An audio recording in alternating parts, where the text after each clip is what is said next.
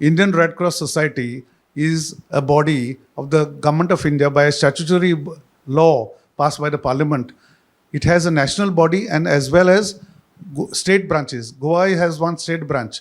I was a managing committee member earlier in the year 2010 to 2013. Subsequently, elections are never announced properly. They are always hidden, clandestine manner they are conducted. From the same chairman continues till date along with the treasurer. For last 10 years, they are doing, every 3 years a term, they are doing the same thing. They are going on quietly holding the elections. The collector is the returning officer and deputy collector is the assistant returning officer who actually announces the schedule.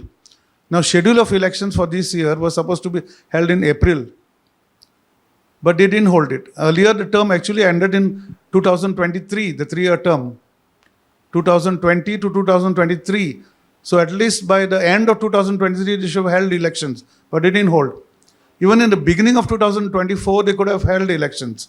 The governor of the state is the president of the body, and the annual general meeting is held in the governor's house. And national president is the president of India, who conducts the meeting of the national body.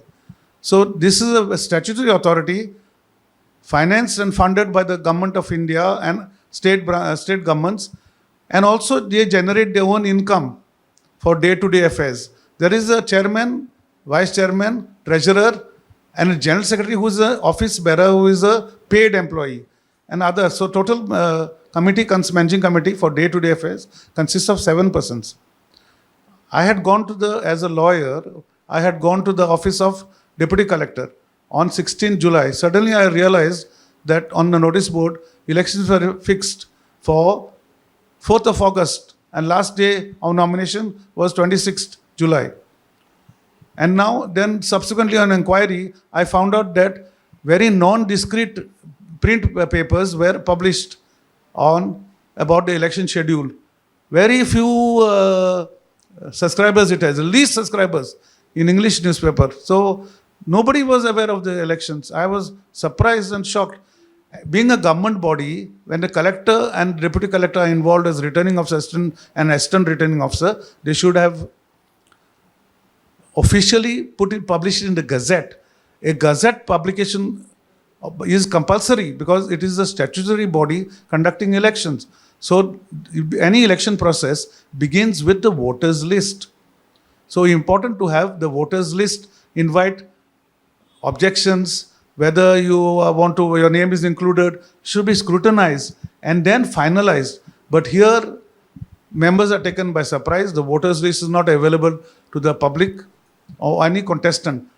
So I was interested in filing my nomination. On 26th, I filed a nomination and I noticed all the discrepancies. Immediately on 17 July, after coming to know of the election, I gave my objections to the collector, who is a returning officer, and assistant returning officer, deputy collector, who is actually holding the election, that it is essential when there is no specific rules framed for conduct of elections, then the law of the land, general law takes over and it becomes the law, Representation of People Act, 1951, and conduct of election rules, 1962, have to be followed, which begins with voters list.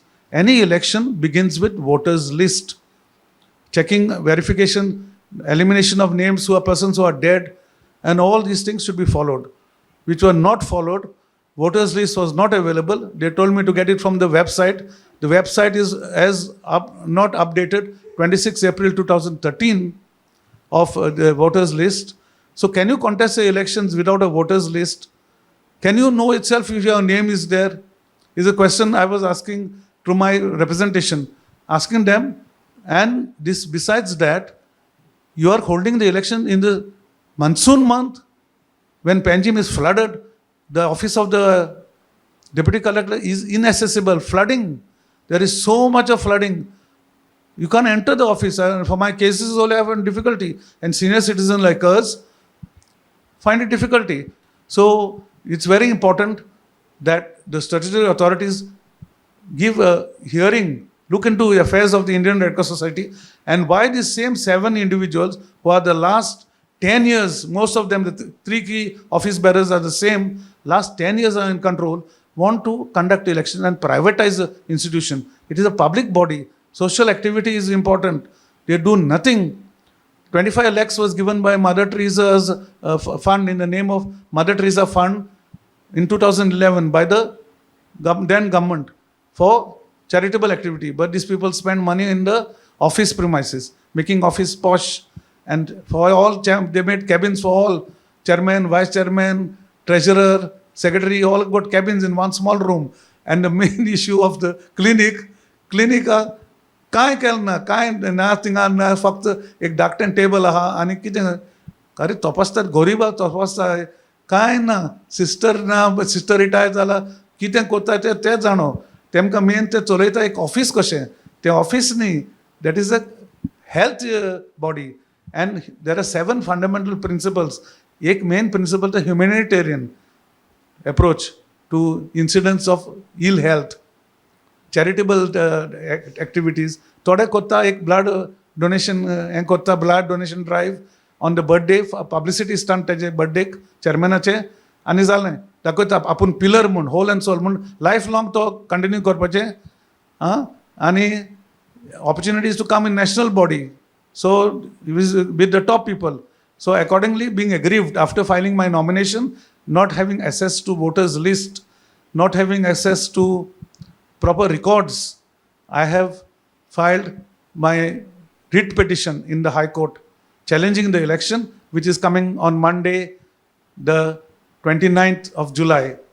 I have asked for early hearing to the High Court, and High Court has granted early hearing on 29th July to request the High Court to postpone the elections and conduct the elections in a fair manner as per the procedure laid down by law.